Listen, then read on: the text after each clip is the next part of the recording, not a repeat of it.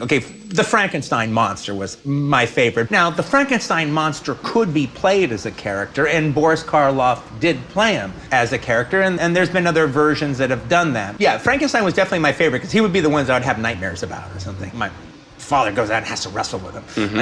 What would you consider, in the history of horror films, the 5 best performances? It can be man and woman, supporting lead. Boris Karloff, all right, as... Yeah, Boris Karloff as Frankenstein, for sure. Oh, wow. I mean... Yes, okay, fine. Well, I don't know. You don't got to do anything, all right? There's a reason why that Karloff, Pierce, universal image is just, stamped in every kid born today. They've seen that Frankenstein, and that's the Frankenstein of their dreams. That's the Frankenstein of their nightmare with the bolts and the flathead. That's the Frankenstein.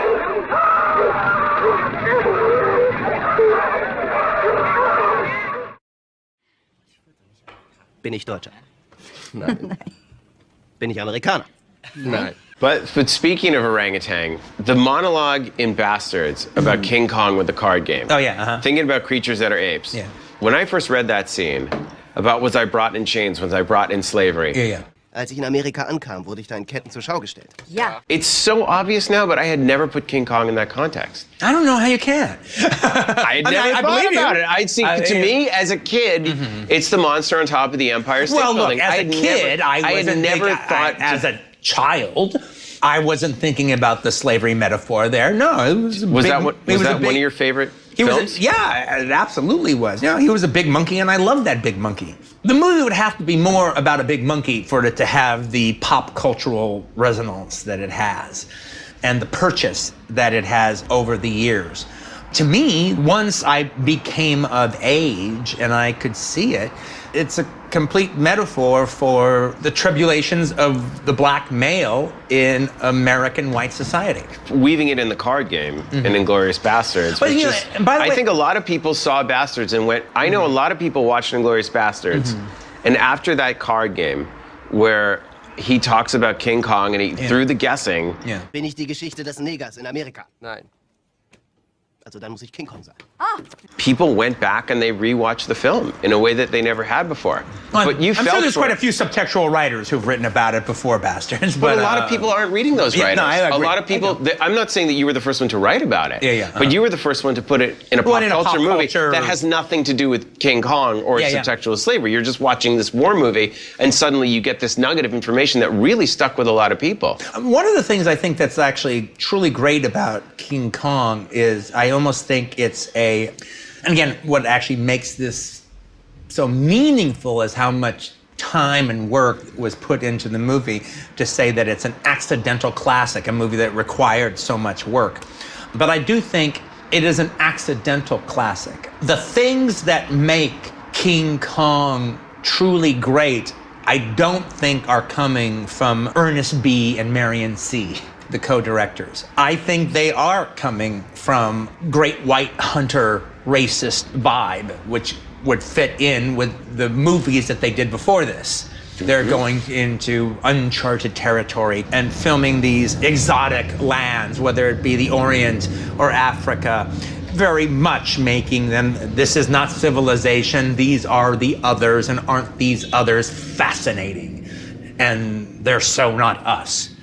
So was there inherent racism, or whatever that was? Rather than put it on them, but I do think that that is a bit of the case. I think Carl Denham is them, and he is coming from a completely different place than where the soul of the movie is. They don't treat the natives with utter and complete contempt, but they treat them as non-human others, maybe not completely wrapped up in contempt, but they are treated as others to not be necessarily considered in any way, shape, or form. That's why they lead Kong right back to them. Even if you look at the relation, and just, the way they just kill everything that comes in their path, like great white hunters, without any worry about what they're doing in this island and how they're doing it. They're very bloodthirsty, especially considering that they're movie makers, not even hunters. They're just trying to make a movie. Even if you look at the entire buried inside of the idea that the natives have created a relationship with Kong. A relationship with Kong, that Kong is smart enough. He's not just a wild creature that doesn't know anything. Him and the natives have a deal that every few years they will offer up one of their women to Kong to be a bride. It's not suggested that Kong eats these women. All right, they are made the bride of Kong. Now, what that means, you can infer whatever they don't you know, want. and who knows. But you see that there is a black young lady that's a member of the natives who's being prepared to be his bride. She's not terrified. She's accepted her place. It would suggest that it's an honor to be selected as Kong's bride. She is not, she seems rather comfortable with the whole idea. It's not like she's going to be eaten. She doesn't come from that point of view. This is an understanding that the natives and Kong have developed with each other. There is a thinking brain inside of Kong that over the course of time has been reasoned with the people. So you have that going on. One of the things that actually bothered me when I was a kid, and I think still bothers people to this day, of how Kong defends Fay Ray at every step of the way, and she never appreciates it. She never sees it for what it is. She's terrified by the pterodactyls. She's terrified by the Tyrannosaurus Rex or whatever it is that he fights, but she's equally terrified by Kong. She never appreciates what he's defending her, what he's done, what he does for her, and how he does it. So I think the true auteur of King Kong is Willis O'Brien, because if you look at the original posters of King Kong, Kong is far more a monster. And he has teeth that almost like saber-toothed tiger. Canine. All right, and I'm sure every sketch, every drawing was done as a more monstrous Kong. That is how Marion C. and Ernest B. thought about it. But then Willis got a hold of it. And Willis got rid of all the monstrous touches. Almost every monstrous touch that is drawn and written for Kong is gone. And the whole idea, Willis, was to make him as human as possible. And especially filmed in black and white photography, if you're gonna make Kong as human as possible, it looks like a black male. They do everything they can to reduce the simian features and make them as human as possible. And they give him human-like emotions mixed with an ape's body language. But the emotions are the emotions of a human. And the face recognition is the face of a human. And so we respond to Kong not as a monster, but as a true character. We respond to him as a human character. That is why that movie is not just a movie about a giant monkey. It's a character that has survived since the 30s as a pop cultural icon. Each remake of it comes out and within 10 years is made obsolete, because all their special effects have moved on and now it's a whole different thing. But the original King Kong always will be a go-to to both film fans, children seeing the movie, anything.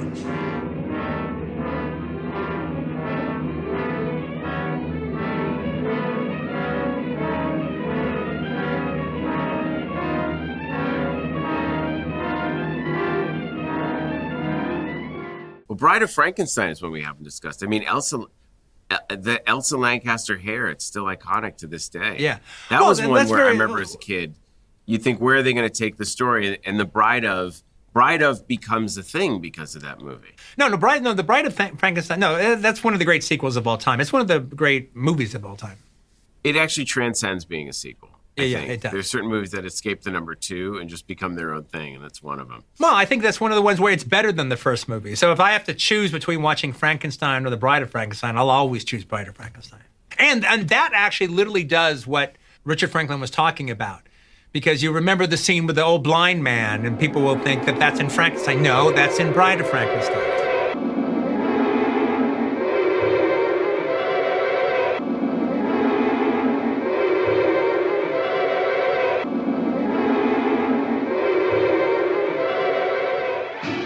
homosexuality has been part of the vampire mystique. But when you couldn't deal with homosexuality, you could deal with it to some degree or another in vampire movies. Even going back as far as the 30s, Dracula's Daughter has probably the most famous lesbian sequence in an American movie made in the 30s. I mean, it's not exactly Mädchen in uniform, but that's a German movie. She sends her, devoted slave chauffeur out to pick up a woman for her to feed on. And he says, oh, well, my mistress is an artist. He finds a woman, she's coming from a sensitive place. He finds a woman who's going to commit suicide. And he goes, hey, things aren't so bad. Come to my mistress's castle. She's an artist and she can paint a beautiful woman like you. She'll give you money. She'll give you a warm place to sleep for the weekend if you have to. Okay. And I was going to kill myself, might as well. So she goes over, and then when she sees Dracula's daughter, she's like, oh, wow. I was scared by the other guy, but there's no reason to be scared whatsoever, And she starts seducing her. Basically seducing her by making her feel comfortable, making her feel open, stand up against, she has a little painting canvas on an easel. The woman starts moving down her dress to show her bare shoulders and is taking this position, and then eventually she bites her. But the thing is, it is a seduction scene. They are two people of the same sex. Even when it came out, Universal got a big notice from the Hays Board about, whoa, you can't do this scene the way it's written. I mean, the suggestion of a female seduction is just right there. It's just there. It's not even subtext. So you need to calm this down. So there's not even a suggestion of it. Well, this is the cleaned down version, and it's nothing but suggested. You can't watch it in a theater today without the giggling goes on, because it is what it is.